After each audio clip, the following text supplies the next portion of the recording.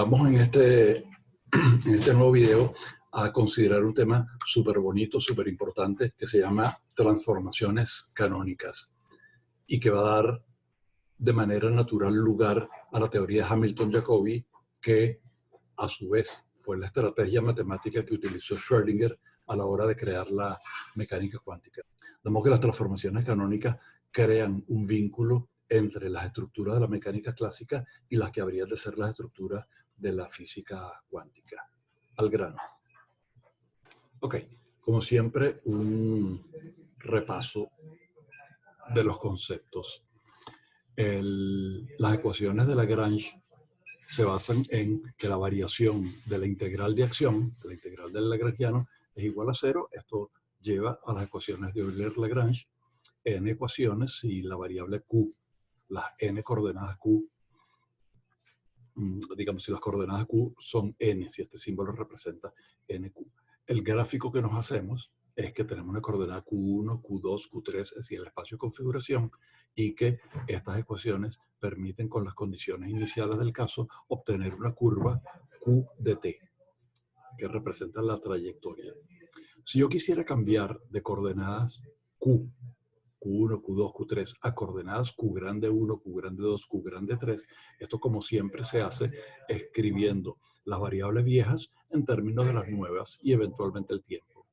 Y esta ecuación debe ser reversible para despejar de aquí las variables nuevas, Q grande, en términos de las viejas. Es decir, esto es un pase tradicional de una transformación tradicional, por ejemplo, de coordenadas cartesianas a coordenadas esféricas y viceversa. Bajo esta transformación, el lagrangiano es un escalar. Eso significa que ustedes sustituyen Q pequeña por su dependencia en términos de las grandes. Q punto es la derivada de estas, es decir, viene a ser las derivadas de Q grande. De modo que la integral de acción vieja se convierte en la integral de acción nueva.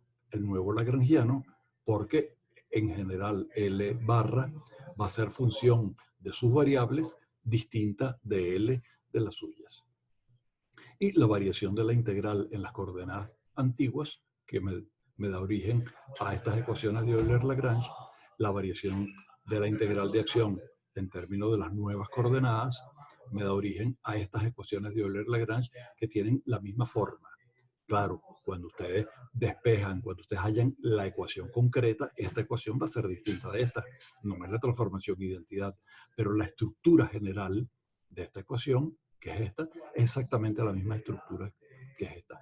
El lagrangiano L juega en el mundo de las variables Q pequeñas el mismo rol que el lagrangiano L barra en el mundo de las Q grandes.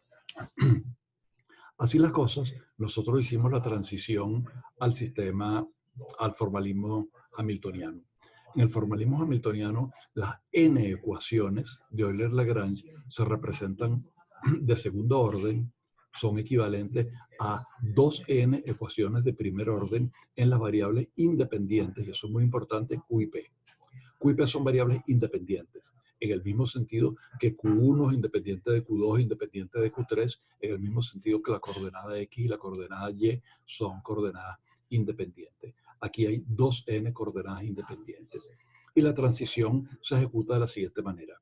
L se define el hamiltoniano como L como PQ punto menos L. Es decir, recuerden que esta es la definición de la función energía, solamente que esta función la estoy escribiendo en términos de P y Q en lugar de Q y Q punto. Si ustedes calculan el diferencial de esta ecuación, ustedes van a ver que H no depende de Q punto. Por tanto, H depende exclusivamente de P y de Q, eventualmente del tiempo. Para que eso ocurra, P debe ser igual a la parcial de L respecto de Q punto. Esto es lo que técnicamente se conoce como una transformación de Legendre. Yo estoy pasando a través de una transformación de Legendre del lagrangiano L al hamiltoniano H. En fin, esos nombres no son demasiado importantes. Lo importante es el siguiente, que mi principio dinámico, mi principio de Hamilton, mi principio de mínima acción, Yo lo puedo ahora parafrasear no en términos de L, sino en términos de H, utilizando que L es esto que está aquí. Lo escribo así y yo sé que considerando variaciones independientes de P y Q, mis ecuaciones de Euler-Lagrange, entre comillas, para P y Q son estas, este par de ecuaciones. Par de ecuaciones de primer orden duplicando el número de variables. Son las ecuaciones canónicas de Hamilton. Aquí están, tienen una hermosa simetría, una simetría muy particular, donde la derivada de Q tiene que ver con la derivada de H respecto de P, y la derivada de P tiene que ver con la derivada de H respecto de Q, y apenas un signo es la diferencia. Enfatizando que Q y P son variables independientes, en el espacio QP, que es el espacio de fase, un punto, este punto, representa el estado dinámico del sistema.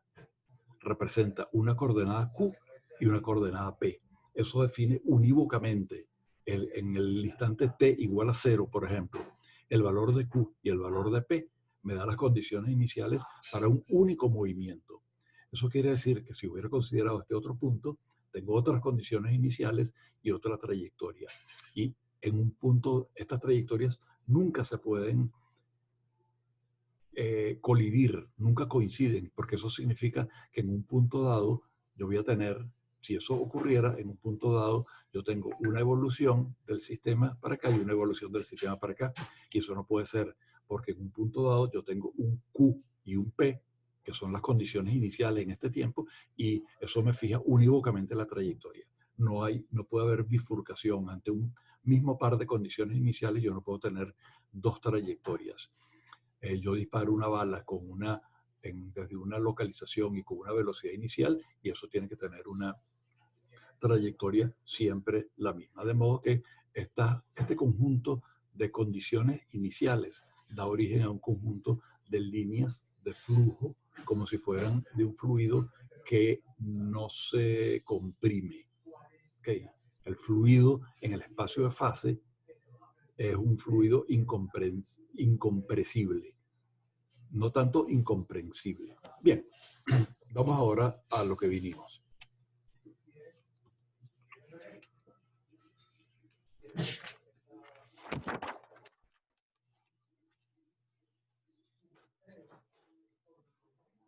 De la misma forma como hicimos transformaciones de las Q a las Q grandes en el espacio de configuración, es decir, en el formalismo lagrangiano,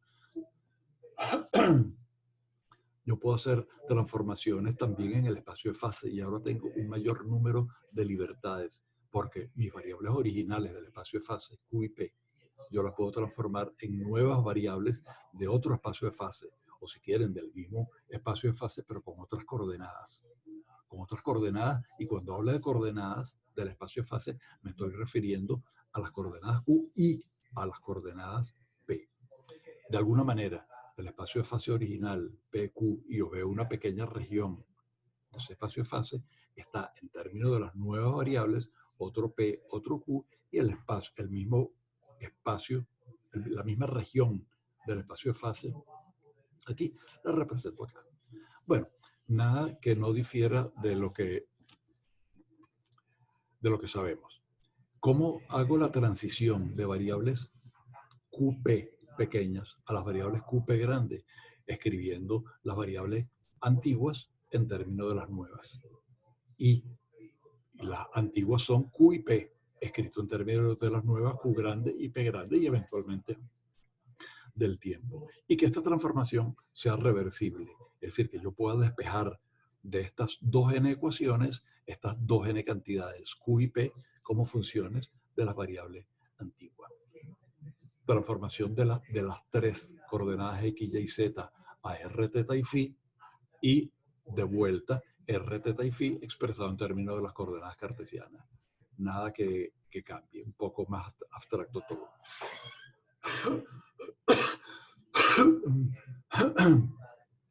El asunto es que ahora no está garantizado que cuando yo paso a las nuevas coordenadas Q grande y P grande, estas coordenadas sean canónicas. Y yo quiero exigir que estas coordenadas sean canónicas.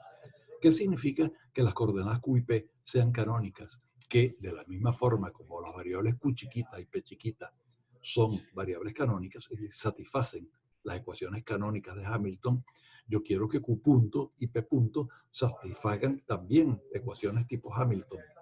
Que la derivada de Q respecto de T sea la derivada respecto de P grande de una función y que la derivada de P respecto de T sea la menos derivada respecto de Q grande, ¿sí? Que tenga la misma estructura, que esta canonicidad de las variables Q y P pequeña se traslade a la canonicidad de las variables grandes, Q grande y P grande. ¿Quién es esta función? Ese es el asunto. Yo quiero suponer que aquí existe una función que, que usualmente, prácticamente en todos los libros de texto, la representan por K. De hecho, existe la medio en serio, medio en broma, que esta función K que uno pone aquí, que está cumpliendo el papel que H cumple aquí, se debería llamar el Hamiltoniano, porque cumple el papel que H juega aquí en el Hamiltoniano. ¿Cómo garantizo yo que las nuevas variables Q y P sean canónicas? Vamos a retrotraernos a cómo salen las ecuaciones de Hamilton normalitas, que bueno, ya lo vimos en la página anterior en el repaso. Esta integral de acción, porque esto es el lagrangiano, recuerden que esto es el lagrangiano, solamente expresado en términos de variables independientes P y Q. Entonces la variación del lagrangiano es igual a 0, es decir, la variación de P chiquita por Q chiquita menos H, la integral de eso igual a 0, me da estas ecuaciones.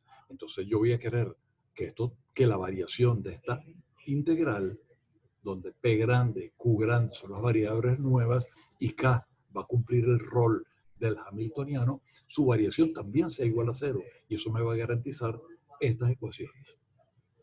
Entonces, así las cosas, obsérvese que el integrando de esto y el integrando de esto pueden, si son iguales, vale esta igualdad que está aquí, pero tenemos un grado de libertad adicional. Ellos no solamente pueden ser iguales, porque yo lo que tengo aquí es la variación, sino que la variación de ellos sea igual a 0. Quiere decir que esta cantidad y esta cantidad difieren en un diferencial total o en una derivada total. Recuerden que esto es un lagrangiano y esto es otro lagrangiano. Y las ecuaciones son las mismas si los dos lagrangianos difieren en una derivada total, porque la variación de la derivada total en los extremos es 0. Bien, aquí no aparece una derivada total simplemente porque yo multipliqué dt por cada uno de estos términos. El diferencial, este es un diferencial total. Este término es muy importante. Es tan importante que recibe un nombre especial. F se denomina el generador de la transformación canónica que me va a llevar de mis variables Q pequeña y P pequeña a las variables grandes. F, la función que yo ponga aquí, va a inducir una transformación canónica de las viejas variables a las nuevas.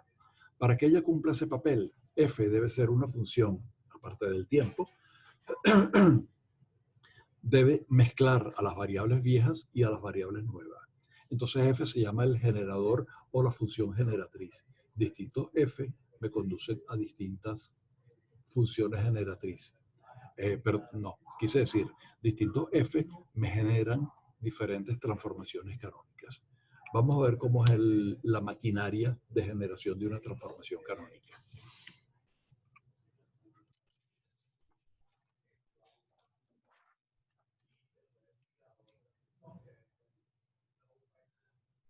Supóngase que yo considero el primer caso una función generatriz, un generador que sea función de Q pequeña. Recuerden que les dije que mezclaba las variables.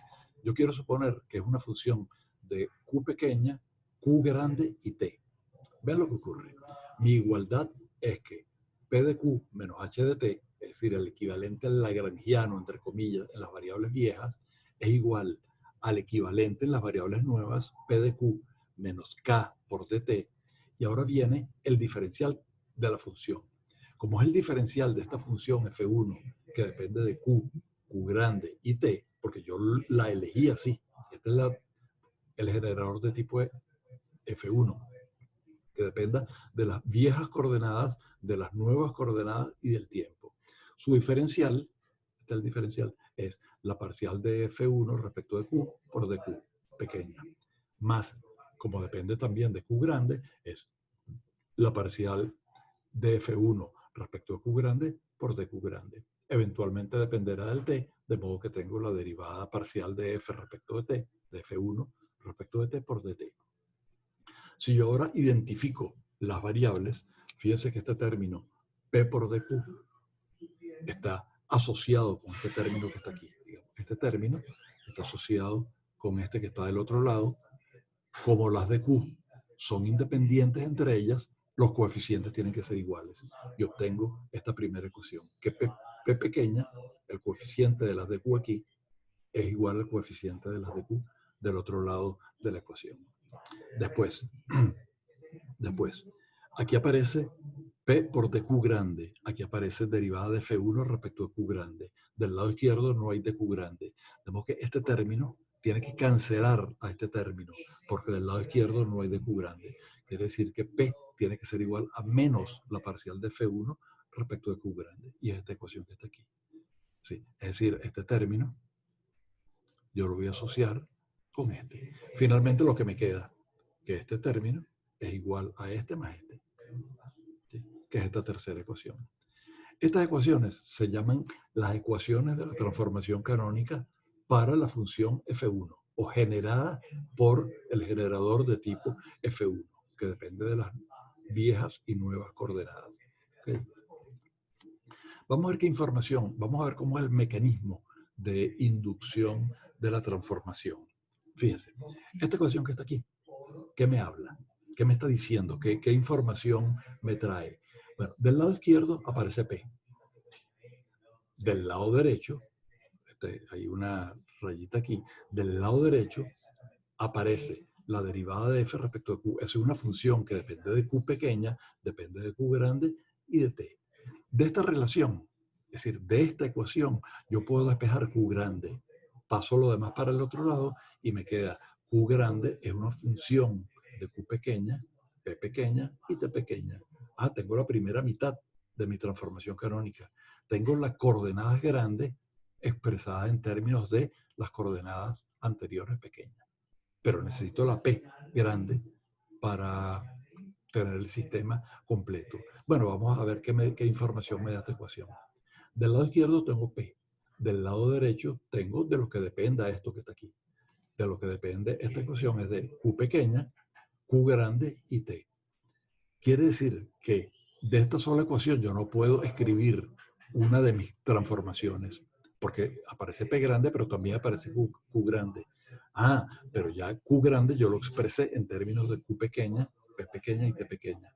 Quiere decir que en esta relación yo sustituyo Q grande por esto y obtengo que P grande es una función de Q pequeña, P pequeña y el tiempo.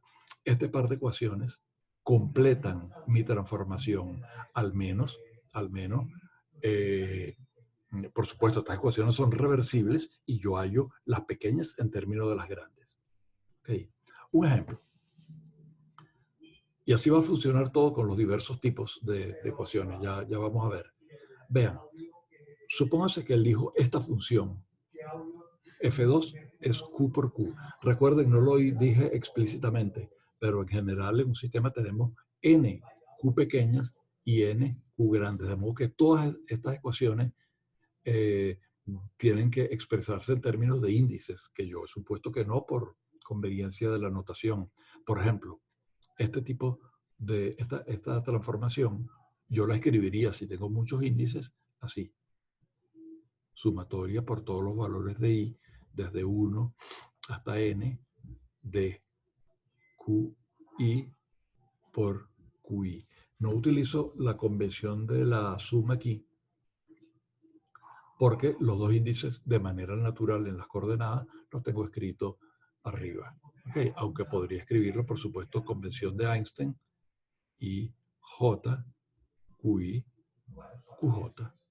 Ok, bien, eso es irrelevante. Yo voy a seguir suponiendo que mi notación engloba a una enupla sin hacerlo explícito. Entonces vamos a ver, si yo propongo que mi generador sea el producto de las Qs, me voy a mis ecuaciones de la transformación y me dice que P pequeña es la parcial de F1 respecto de Q. Es decir, que P pequeña es la parcial del generador, ¿sí?, que es el producto de las Qs respecto de Q. Derivan esto respecto de Q y me queda Q grande. Quiere decir que mi primera ecuación es P pequeña igual a Q grande, o para expresarlo en el orden correcto, lo voltean, Q grande es P pequeña. La segunda ecuación, ¿qué me dice? Me dice que P grande es la menos derivada del generador, que es Q por Q, respecto a Q grande. Y eso me da menos Q. Quiere decir que mi segunda ecuación es esta. Y como mi generador no depende del tiempo, el hamiltoniano es igual al hamiltoniano. ¿De acuerdo? Fíjense que efectivamente esta transformación es una transformación canónica. P punto, P es Q, de modo que, repito, P pequeña es Q grande, de modo que P punto es Q punto grande. Esta ecuación, este término, viene a este. Luego, viene signo menos. La derivada de H, es decir, la derivada de K, es menos, y ahora viene Q pequeña. Pero Q pequeña es menos P. Tengo dos cambios de signo, y de tal forma que esta ecuación es esta ecuación. ¿Sí? Y, por otra parte, vean, garanticen ustedes que esta ecuación es esta. Es decir, simplemente cambiar P con Q y Q con menos P no altera las ecuaciones de Hamilton por el signo relativo que tienen los dos términos. ¿Okay? Este sencillo ejemplo ilustra una transformación canónica, si quieren, un poco inútil, pero le da un poquito el carácter de transformación canónica. Bien, vamos a ver otro ejemplo.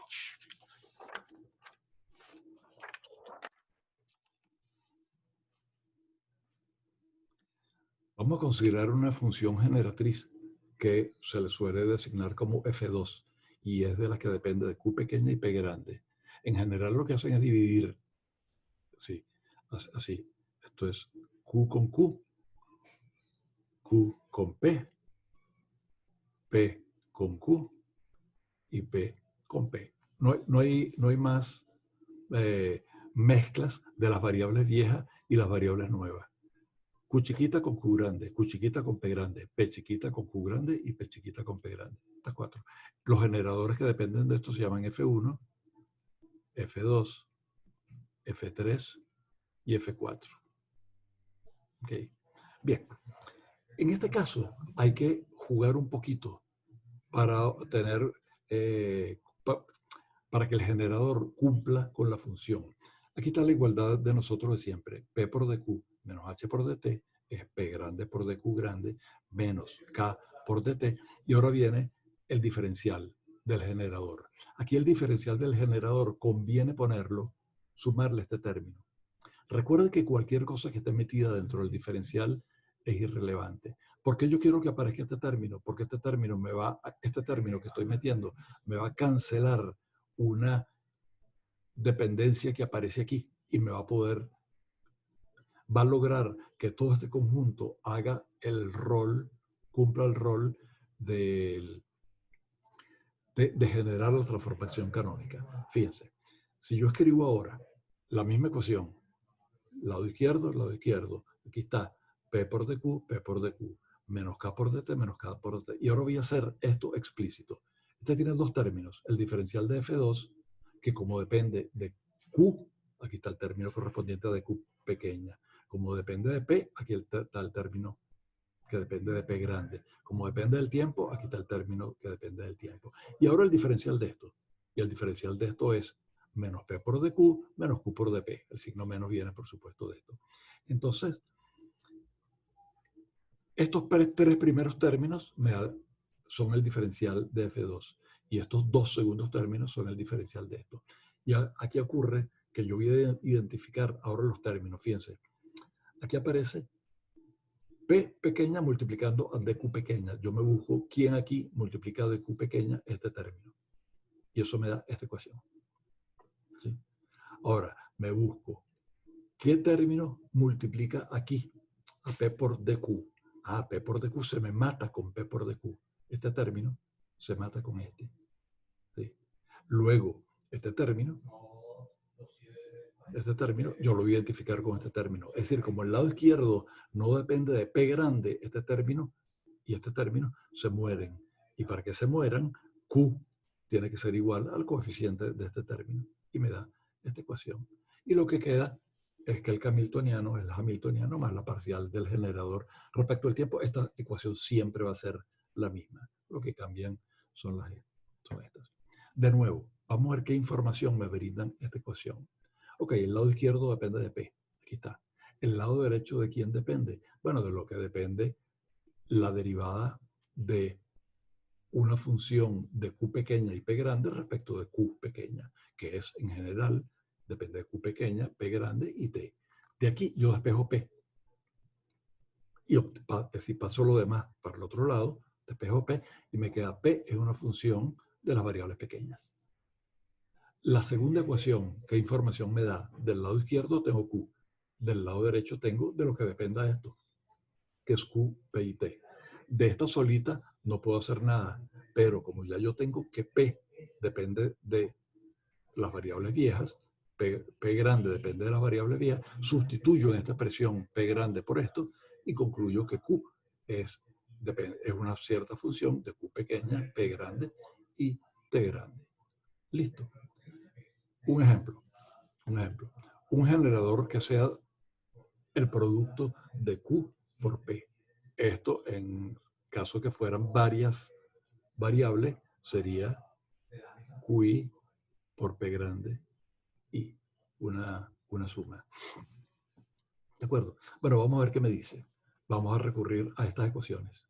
Y estas ecuaciones me dicen que P pequeña, que es la parcial del generador respecto a Q pequeña, es para este generador QP, tienen que derivar Q pequeña, P grande, respecto de Q pequeña. Y eso me queda P grande. Es decir, que mi ecuación es, inviértanla, es decir, pongan la P grande del lado izquierdo y la P pequeña del lado derecho.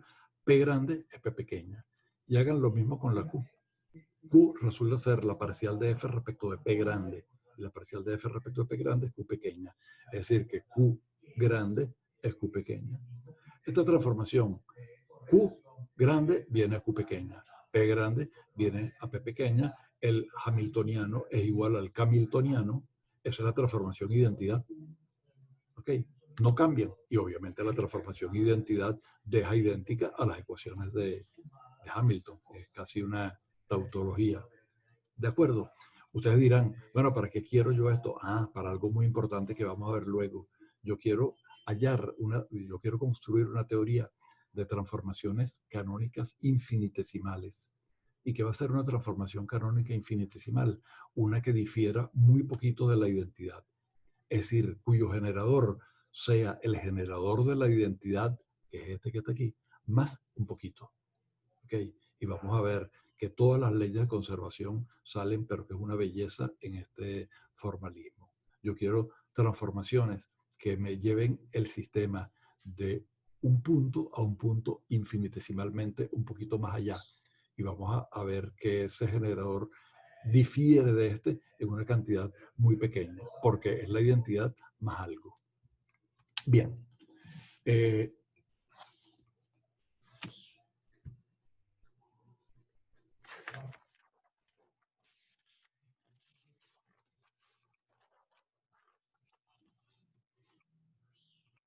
Aquí les viene una pequeña tarea que se la voy a hacer llegar por otro lado, de todos modos la van a tener aquí en el video.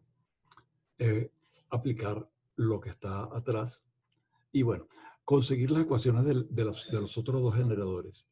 P por Q grande, el de tipo 3, y P grande y P pequeña, que es generador del tipo 4. Aquí con lo que tienen que jugar es que saben que al diferencial de la función del generador le pueden sumar un producto de variables viejas o nuevas, de tal forma que me cancele los elementos indeseados y me permita despejar los coeficientes. Al ponerse a hacerlo, van a descubrir, y es muy, muy sencillo. Ese es el primero, la primera pregunta. Y la segunda pregunta es, tienen esta transformación. Q grande y P grande en función de Q pequeña y P pequeña. ¿De acuerdo? Solamente que depende de un parámetro alfa y un parámetro beta que yo los quiero ajustar para que esta transformación sea canónica. Es decir, para que Q y P sean variables canónicas. Es decir, para que Q punto y P punto estén relacionados con un hamiltoniano como se relacionan las variables Q y P viejas con el hamiltoniano. Es decir, ¿para qué valores de alfa y beta estas ecuaciones representan una transformación canónica? Pueden hasta hallar el generador. ¿Ok? Ese es todo por ahora. Hagan el taller, me lo entregan lo más rápido que puedan.